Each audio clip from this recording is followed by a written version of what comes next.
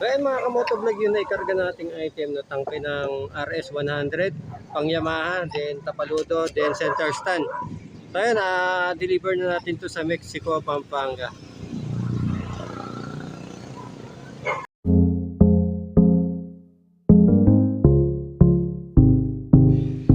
DIY Motovlog.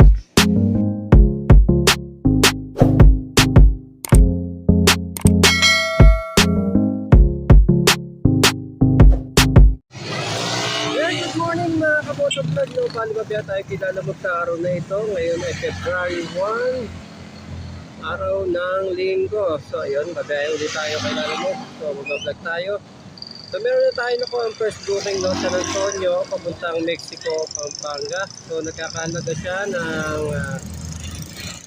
277 pesos, no. So bali andito tayo sa pin location ni sender, no. So wala pa si sender, so maghihintay pa tayo. So yan, sabi ni ni client, yung pag-drop off pa natin ng item ay magdadagdag na lang daw siya kasi naghintay tayo ni sender, no. So bali yung pipick upin natin ay gas tank saka fender daw ng motor. So ayun, hintay-hintay lang natin yung sender ng mga kamotovlog. Then update ko kayo kung may makuha tayong pang second. Few moments later.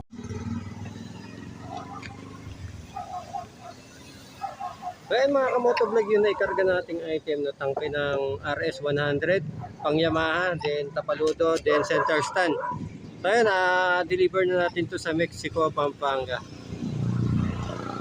Mga kamotovlog, nakuha na tayo pang second booking, no? Nakuha natin sa Arayat, Pampanga, papuntang Magalang, Pampanga, no? Bali 12 tray siya ng itlog na pula. So kinuha natin doon, nagkakalaga siya ng 179 pesos, no, mga kamotovlog.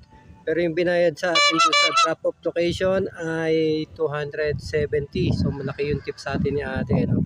So bali nakuha tayong pan third booking. Galing naman ng Mexico, Pampanga, papuntang San Fernando, Pampanga, no? Bali 109 pesos yung pamasahe. So ipanggagas natin yung 109 mga kamotovlog, no, para mahaba-haba yung ating ngayon biyahe. Sana makalimang booking tayo sa araw na ito, no. Target nating kita ngayon sa araw na ito ay maka 700. Then uwi na tayo mga kamotovlog. So yun, update ko kayo mga kamotovlog. Pinako tayo pang fourth booking. Few moments later. So yun mga kamotovlog, no, na-drop off na natin yung ating pan third booking na nakakalaga ng 109. Pero binayaran tayo ito ni Kuya ng 120. So balit na item lang naman yung dineliver natin, no. Bali susi na siya mga kamotovlog. So antay-antay tayo ng pang fourth booking. So yung pang uwi na lang yung kukunin natin ng mga kamotovlog. So bali nakaka na tayo 500 plus. So kunti na lang yung pupunin natin mga kamotovlog. Uwi na tayo. Kamotovlog, na naka-apat na booking tayo sa araw na ito, no? Bali nakakuha tayo na isa pang priority kanina, isang priority lang. So bali San Fernando to San Fernando, Pampanga lang yung priority natin. 14 kilometers lang yung layo niya, no? Mula sa pick up location papuntang drop off location.